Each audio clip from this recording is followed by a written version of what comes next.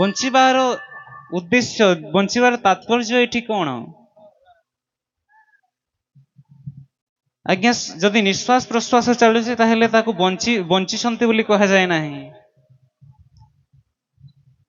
ଯଦି ପ୍ରଭୁଙ୍କର ନାମ ମୁଖରେ ଅଛି, ପ୍ରଭୁଙ୍କର ଭଜନ ଯଦି ମୁଖରେ ଅଛି, ତାହେଲେ ଏଇ ଜୀବଟା ବଞ୍ଚିକିରି ଅଛି।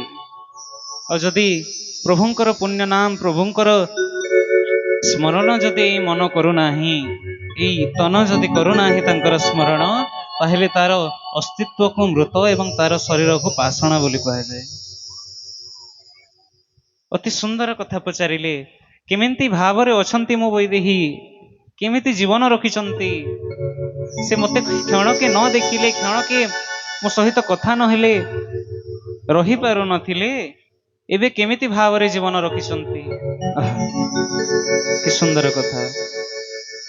ହନୁମାନଜୀ ମହାରାଜ ଅତି ସୁନ୍ଦର ଭାବରେ ଉତ୍ତର ଦେଉଛନ୍ତି।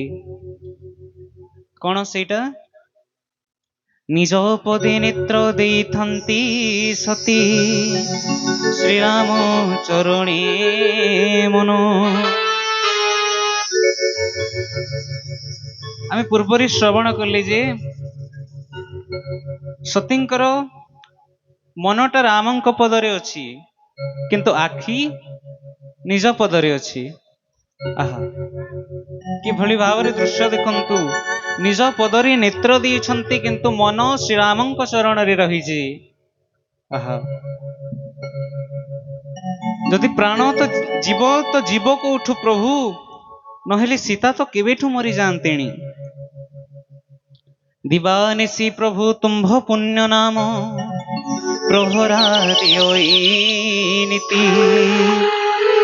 ତୁମ୍ଭ ଧ୍ୟାନ ହୃଦ କବାଟ ପରାଏ, କିଳିଛନ୍ତି ଦିନ ରାତି।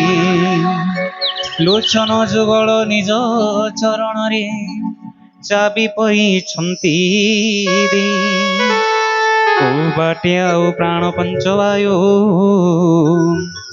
ପାରିବ ନାଥ ପଲାଏ। ଜୀବନ ତ୍ୟାଗ କରିବା ପାଇଁ ଚାହୁଁଛନ୍ତି ଜଗଜ୍ଜନନୀ ଜାନକୀ, କିନ୍ତୁ ତ୍ୟାଗ କରିପାରୁନାହାନ୍ତି। କାହିଁକି ନା କଣ? ଦିବାନିଶି ପ୍ରଭୁ ତୁମ୍ଭ ପୁଣ୍ୟ ନାମ। ଆଜ୍ଞା, ନାମ ଯଜ୍ଞରେ ଯୋଉଭଳି ଭାବରେ ଅଖଣ୍ଡ ଭାବରେ ନାମ ସଂକୀର୍ତ୍ତନ କରାଯାଏ, ସେଇଭଳି ଭାବରେ ଜଗଜ୍ଜନନୀ ମା ଜାନକୀ ତାଙ୍କ ହୃଦୟ ମଧ୍ୟରେ ପ୍ରଭୁଙ୍କର ପୁଣ୍ୟ ନାମକୁ ପ୍ରହରା ଦେଲା ଭଳିଆ ଅଖଣ୍ଡ ଭାବରେ ତାଙ୍କର ଜପ କରୁଛନ୍ତି। ଏବଂ ତୁମ୍ଭର ଧ୍ୟାନକୁ ସେଇ ହୃଦୟର କବାଟ ସଦୃଶ ମନେ କରିକିରି ଆପଣଙ୍କୁ ଧ୍ୟାନ କରୁଛନ୍ତି ନିରନ୍ତର ଭାବରେ 24 ଘଣ୍ଟା।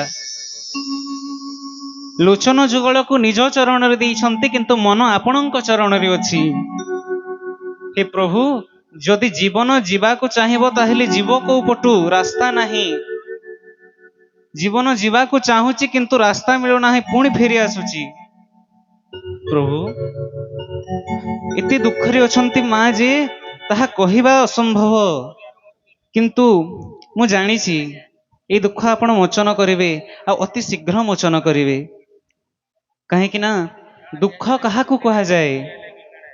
ତୁମ୍ଭ ନାମ ସୁମରଣ ଭଜନ ଜାନାହିଁ, ବିପତ୍ତି ତାହାକୁ ସିନା କହିବା ଗୋସାଇଁ। ଆପଣଙ୍କର ଭଜନ କୀର୍ତ୍ତନ, ଆପଣଙ୍କର ନାମ ସ୍ମରଣ ଯିଏ କରେ ନାହିଁ, ତାକୁ ବିପତ୍ତି ବୋଲି କୁହାଯାଏ। ଏ କଣ ବିପତ୍ତି? ଆପଣ ତ ଚାହିଁଲେ ଏବେ ଏଠି ବସିକରି ରାବଣର ବିନାଶ କରିପାରିବେ। ବୋଲି ଭକ୍ତବତ୍ସଳ ଭଗବାନ କି ଜୟ। ଆସିବା କାଳରେ ମତେ କହିଲେ ବୁଝାଇ ଯନ୍ତ୍ର